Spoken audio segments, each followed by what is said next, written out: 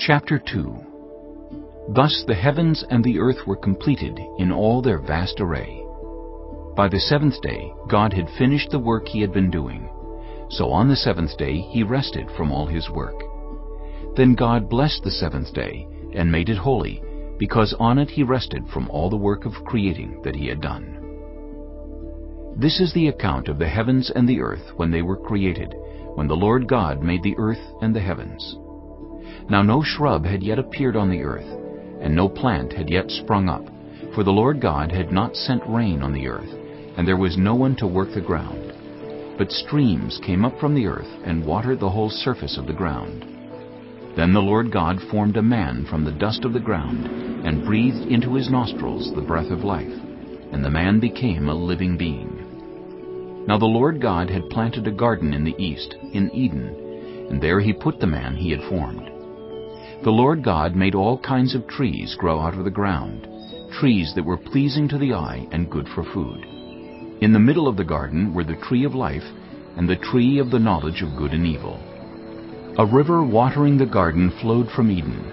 From there it was separated into 4 headwaters. The name of the first is the Pishon.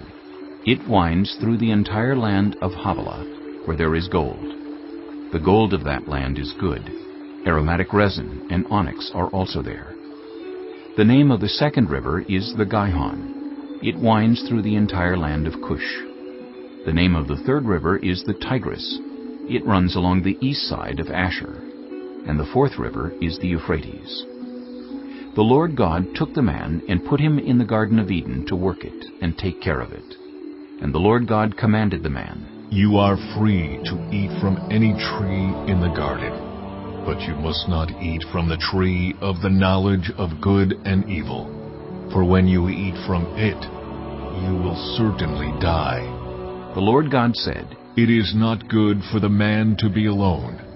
I will make a helper suitable for him."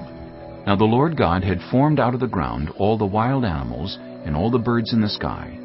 He brought them to the man to see what he would name them, and whatever the man called each living creature, that was its name.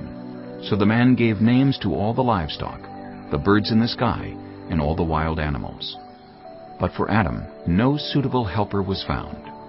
So the Lord God caused the man to fall into a deep sleep.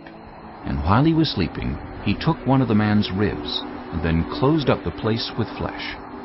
Then the Lord God made a woman from the rib he had taken out of the man, and he brought her to the man.